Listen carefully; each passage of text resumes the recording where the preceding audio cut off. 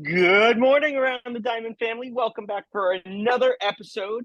It is a beautiful day in Delaware, where I am currently located. We are had a great week of baseball. We are back to the normalcy of what we've been experiencing this year, and we are going to jump right into it.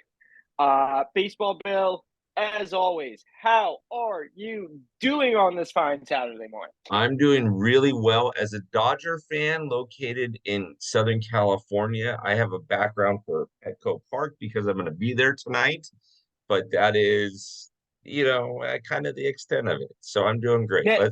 Let's get this show on the road. I think we got a lot to cover today.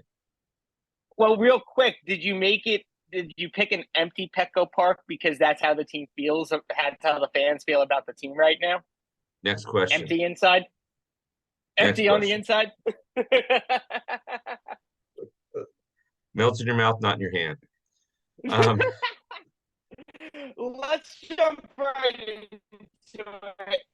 I'm going to take the American League this week. The Orioles, as I've said since the beginning of the season, are the team to beat, and they are proving it, rocking it in first place in the American League East. Rays have been on a slump. Watch the Rays. They are playing as a lot of people projected they would play in the beginning of the season. Now, Blue Jays are starting to make some pushes, though. I think the biggest surprise, though, right now, while the Red Sox are playing on fire, the Yankees are, unfortunately, and I hate to say this, in the dumpster in the East. We'll talk about that in a minute. Moving over to the Central, we have a team above 500 in first place with the Minnesota Twins. Rah, hurrah. Guardians are starting to make a little bit of a push, as the Guardians typically do after the All-Star break. We've seen it the last couple of years, and it's not changing now. But again, that division is not going to be exciting towards the end of the season, so not much to monitor there. But taking it to the West, this is probably the division you're going to want to watch if you're an American League fan. The Angels, Astros, and Rangers are going to be truly, in my opinion, fighting for this spot going into the end of the year. The Angels are on fire. The Rangers are still playing good baseball, but not as on fire as they were in the beginning. And the Astros are just kind of doing what they've always done, but nothing's exciting about it. As always, A's, see you next year. And Mariners are trying to just keep it competitive at this point. Bill, what are your thoughts on the AL? well, you said the A's, and I thought, I wonder if they'll get to 100 losses by the end of September, or by the end of August. So we have all of September to play to see where they get. That might be kind of fun. But, if you're an A's fan, that's not so fun. Um, Rangers are doing well. Yeah, Twins finally are above 500. Orioles are a team to watch. Pay attention to the Orioles, and um, there's a number of reasons why. We might actually do a segment on the Orioles at some point, but there's a Yeah. number of reasons why. Now, So, Bill, looking at the AL just from a quick snapshot, as you see here, what, in your opinion, is the division to watch as we head into as we're going through the second half? so you would want me to say the AL West because everything's so close, but I'm going to say the AL East because everybody's over 500. Everybody has a plus minus differential that's positive, and those games are exciting. Who would have thought, like the Orioles and Yankees played last night, and the Yankees lost 1-0. Garrett Cole pitched 7 innings of 3-hit ball, but he was matched by Rodriguez, who pitched 6 1/3 of 3-hit ball. And so Mhm. it, you would have never thought at the end of July, a few years ago, that you'd be talking about the Yankees and Orioles, and you'd be talking about the Orioles being in first place and the Yankees being in last. So Yeah. I think it's a lot of fun. I think that division's a lot of fun to watch. And the Orioles Yeah. have an outside shot for 100 wins. So, wow. That is true. They need to. They really can't lose many more games this season to pull that off. And they have. You're right. They got the shot to do it. They got 2 full months to make sure they don't get 23 wins. 23 losses. So we'll see what happens. Bill, take me through these National League standings, though. I know you're really First, happy with what's happening in the West, but what else is first of happening? all, I love this pitcher. This pitcher is awesome. But starting in the East, the Braves are still doing what the Braves are doing, although they've hit a little bit of a skid, but they can afford to hit a little bit of a skid right now. The Phillies are playing lights out. The Marlins, we'll talk about them in a second. The Mets are doing, as people would say, doing what the Mets do. The Nationals, thanks for coming. We'll see you next year. Brewers and the Reds, a lot of fun to watch. There's a half a game that separates those two, but watch out for the Cubs, right? Watch out for the Cubs. And the Cardinals have been hot, but I think that's a little too late, in my opinion. Obviously, the West, the right team is in first place, right? America's team is in first place in the National League West. Um, the Giants are doing, kind of what the Giants are doing. They're 3-7 in the last 10 days. That I'm not hurt by it, trust me. We'll talk about the Diamondbacks in a second. And the Padres, remember, Murder's Row of 2023 are not Murder's Row of 2023. So, does anything shock me in this? No. Who are the teams to watch? Obviously, America's team, the Dodgers. Watch them. Watch what the Padres are doing. Watch what the Reds are doing and that division, and watch out for the Cubbies. So that's my take. Sam, what you got for me? I know you want to say something about America's team, so go ahead, say it. I mean, I like how you said watch the Padres and completely bypass the team that's currently in second place in the West. Because forget the fact that I am a Giants fan, but I think in the West, watching the Giants is crucial because the Giants are buyers right now going into the trade deadline. The Dodgers are as well. And I think it's important to watch the teams that are buyers and not sellers at the deadline.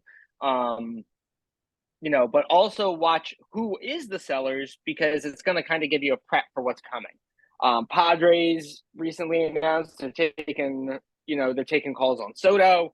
We all know that the Cardinals are taking calls on Arenado, possibly Goldschmidt if the offer is really enticing, but highly doubtful. I think the National League, in my opinion, for every team, for minus the East, every other division, actually, no, really, in all three divisions, first, second, and third place is going to be fun to watch in all three divisions as we head to the second half. There's nothing else to say about it. I mean, if you look at the East, the Central, and the West, all the teams in the top three are going to be great to see fight it out for the end of the year. It's going to be a nose. It's going to be a fight. So, one other thing, you mentioned Nolan Arenado. So I know that there are Dodger fans out there that just can't, I'm sorry, America's team fans out there. I know, and Brandon Belt is the first ballot Hall of Famer too. You heard it right here from me first. No, I'm teasing, but I know that people want Nolan Arenado on the Dodgers. I'm going to tell you I don't. And for reasons that I already told Sam offline, Nolan Arenado has $109 million guaranteed to him over the next 4 years. If you do that and you've got Mookie and Freddie, effectively what you're saying is you're not going to be able to chase after Julio because Julio is going to look for a big contract, even though he's struggling. You're not going to be able to chase after Shohei. There's going to be 30 teams in Major League Baseball that are chasing after Shohei. Every single team is going to chase after him. You're not going to have the money for it. So that's my thing on Nolan Arenado. Drop the mic. Next topic. No, let's move on. Well, I mean, taking a quick snapshot of the stat leaders, not much has changed.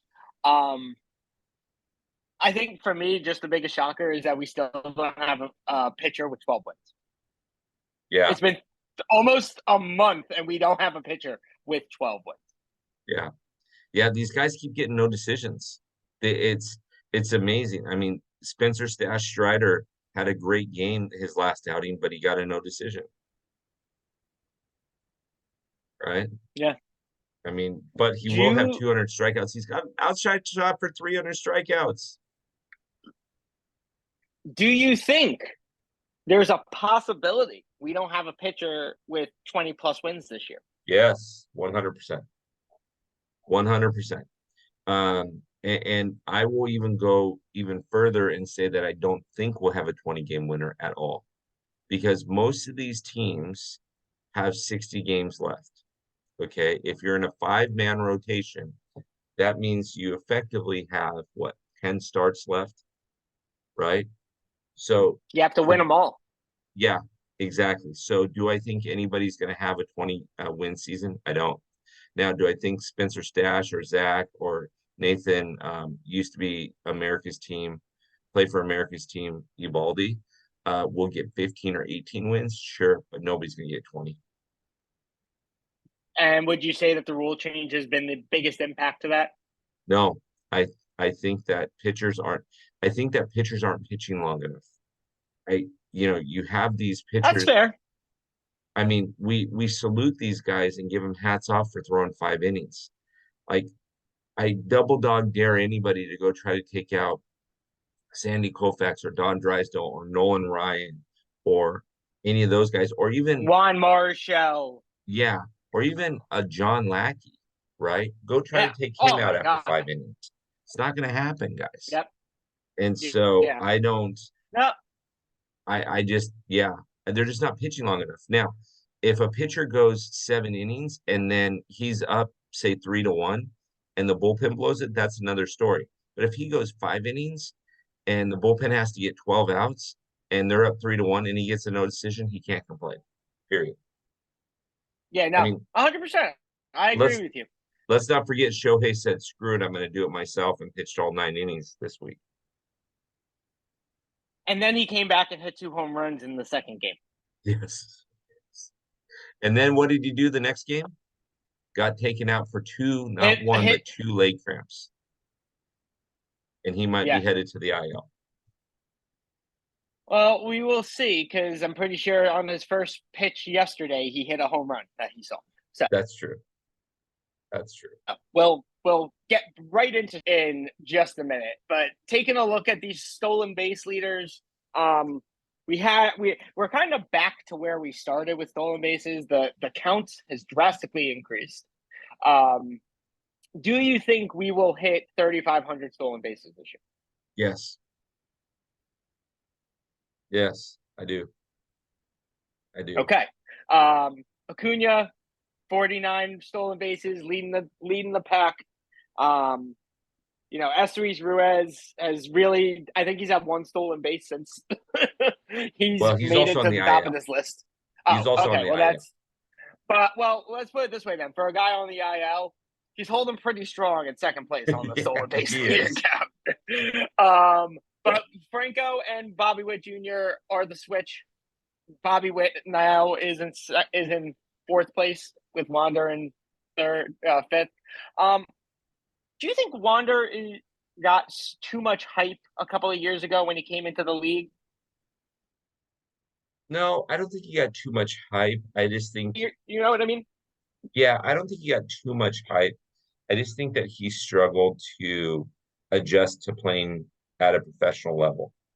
It's one thing Fair when you're enough. playing in Double A or Triple A, and you're playing in front of 8,000 people max. It's another thing when you're playing in front of 60,000 people and they're booing you Yeah.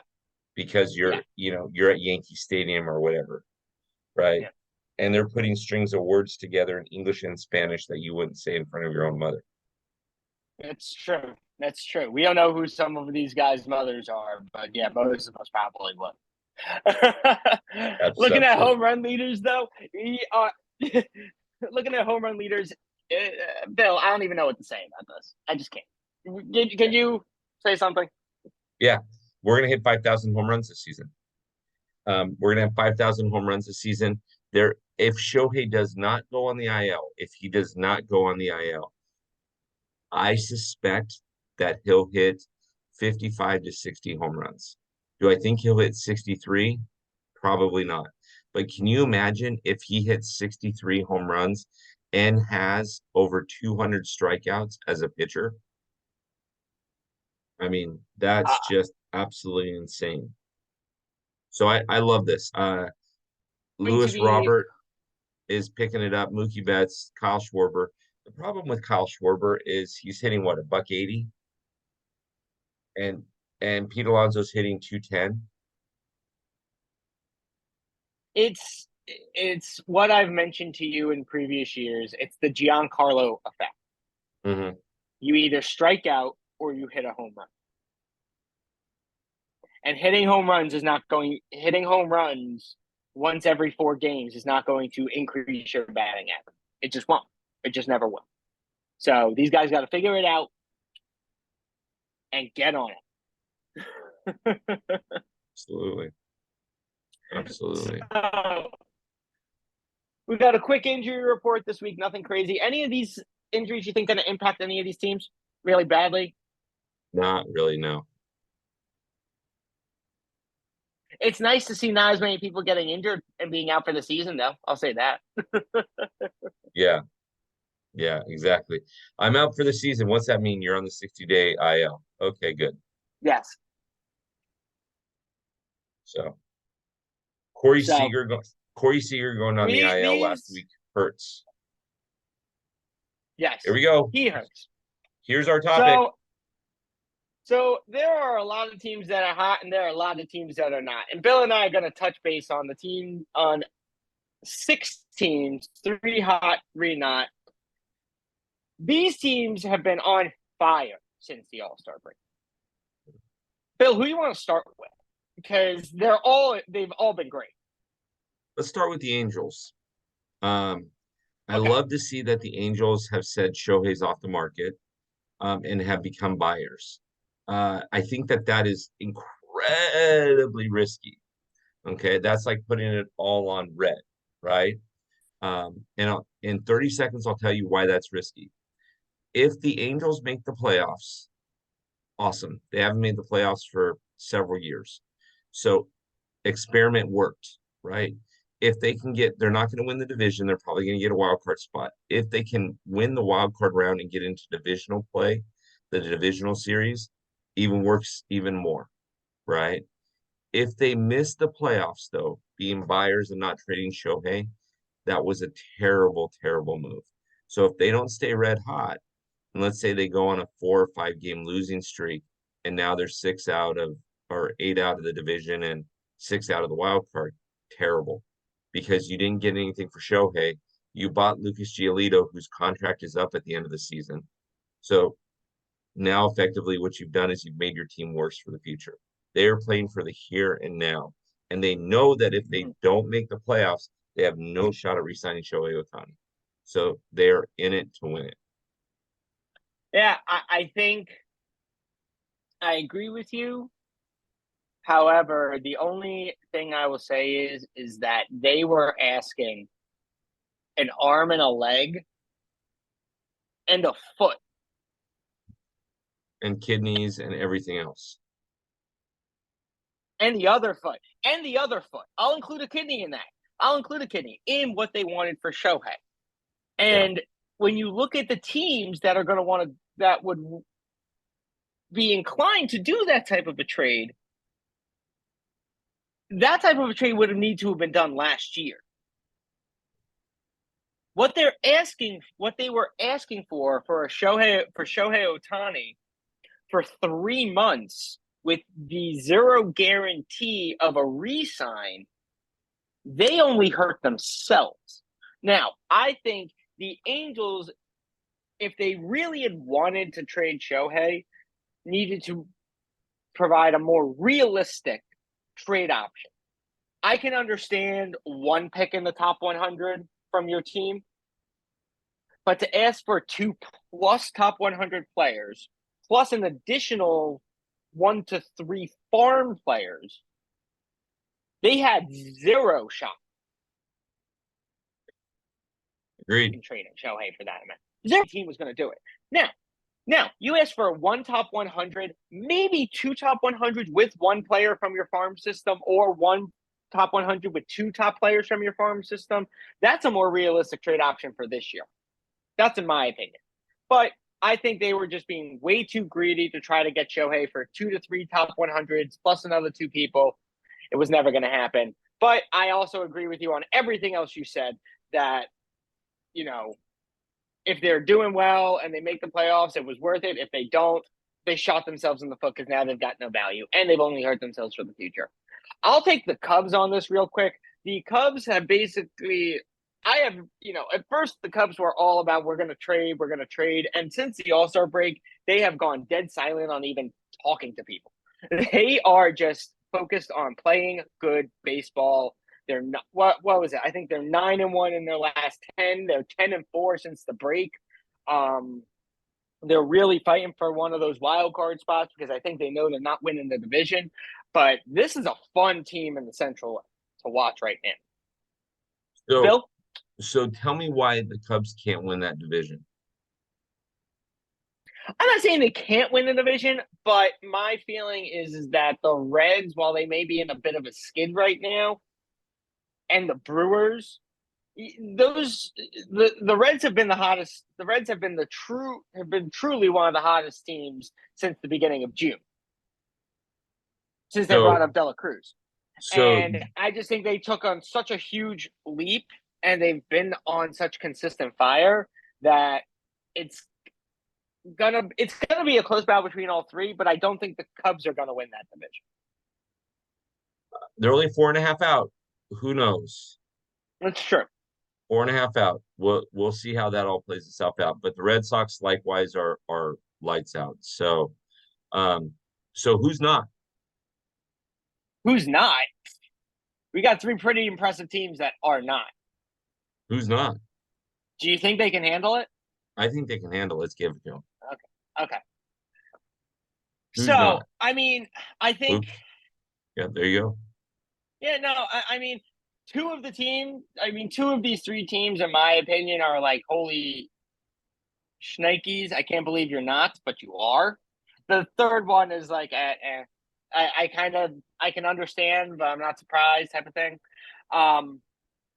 Bill, who you want to go? Who you want to take? I'm gonna stay in the same division as America's team. Um, and I'm gonna take the Diamondbacks, right? 3-10 since the All-Star break. I thought at the beginning of the season, wow, these Diamondbacks, they're physical, they're running a lot, they're hitting and running, they're bunting.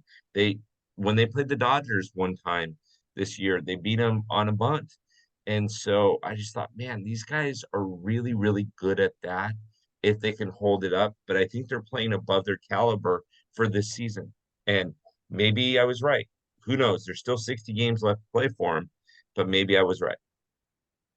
Yeah.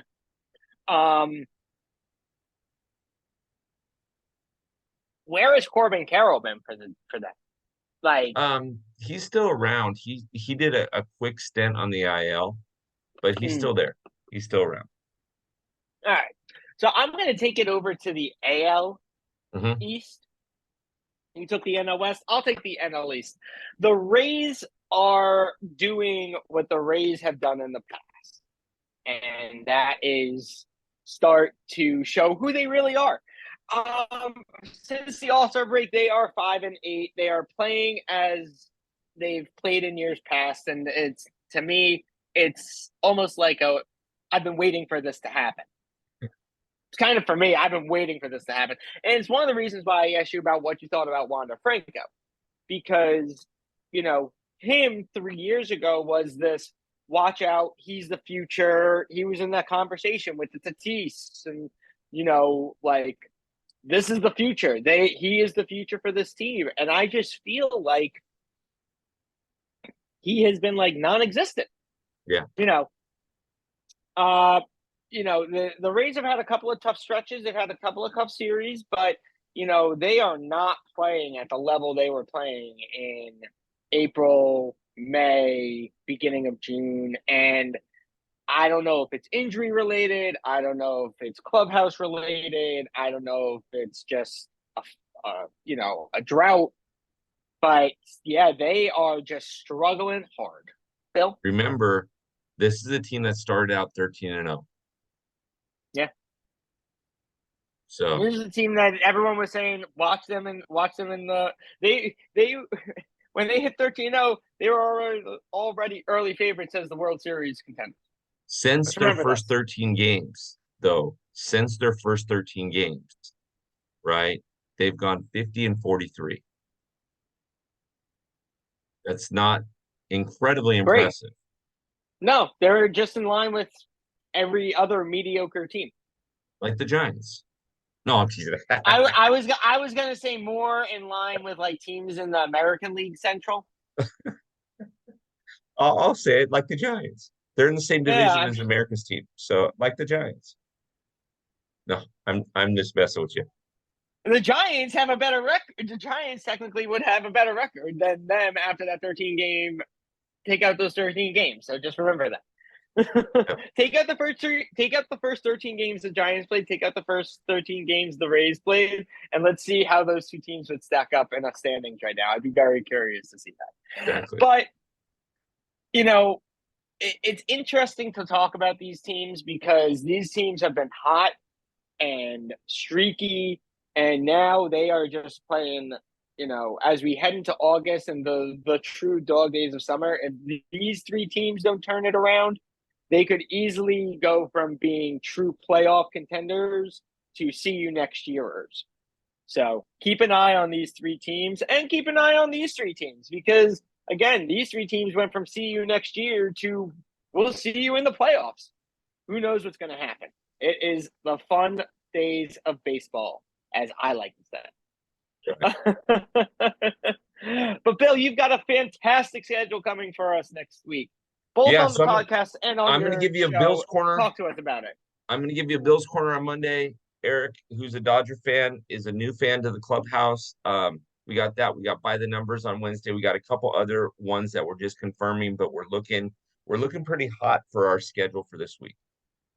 I'm loving it. And who knows? There might be something special coming later in the week. Maybe Bill and I will get on and just talk some stuff. Who knows? Maybe. Definitely want to keep a lookout show.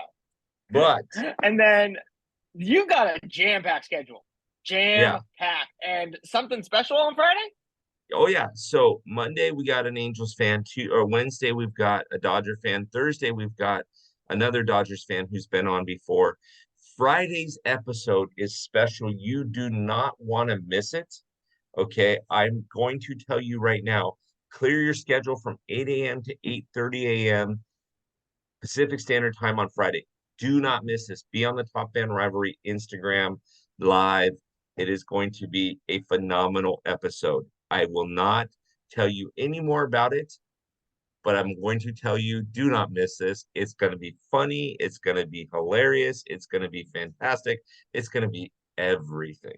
So yeah, get excited about that episode. And Sam, if I don't see you listening in, I'm going to be frustrated. I will make sure I listen in. Well, unfortunately, I actually won't be able to because the same time that happens in which is 11 a.m. to 11:30 a.m. Eastern Standard Time for you folks on the East Coast, I will unfortunately be in a work meeting. However, when I get out of that meeting, I will absolutely listen into it. It's a standing meeting I have every Friday at 11, so I just can't. Here's the thing, though. That's what ear pods are for. You have one ear pod in, or you cancel the meeting. That's just the way it rolls. Like, you don't want to miss this one on Friday. If it was my meeting, I would cancel. There you go. See? That's a grand slam, Sam, for you. If it were my meeting, I'd cancel. Look at that. Cancel your meetings, Top Fan Rivalry followers. Follow Sam's example. Let's go. But as Bill puts together these amazing Instagram Live and Top Fan Rivalry podcast schedules, don't forget he does everything else when it comes to Top Fan Rivalry, including scheduling these watch parties. August 18th, in Beantown, if you are in that area, you are going to want to make sure you are at Scores, 166 Canal Street from 7 p.m. to 11 p.m. The Red Sox will be in New York, taking on the rivalry Yankees. It is going to be a fun time. There are going to be a lot of Top Fan Rivalry fans there. Make sure you're there. People from other podcasts, you are not going to want to miss it. Not only that, Sam, but we might be announcing a charity next week that we are working with to help them at this watch party as well. But more details to follow. Awesome. It is going to be great. And as always, make sure you check out TopFanRivalry.com for new podcasts, articles, merch, and everything alike. And if you're not in the Top Fan, if you're not a part of the locker room yet, make sure you sign up. As always, use the code ATD, and that will get you 10% off, not only in the locker, not only for your locker room access, but on all the merch. Baseball Bill, any final words and comments for our lovely fans out there this week? Go fight, win. Let's do it. Go fight, win. Love words, great words to stand off them.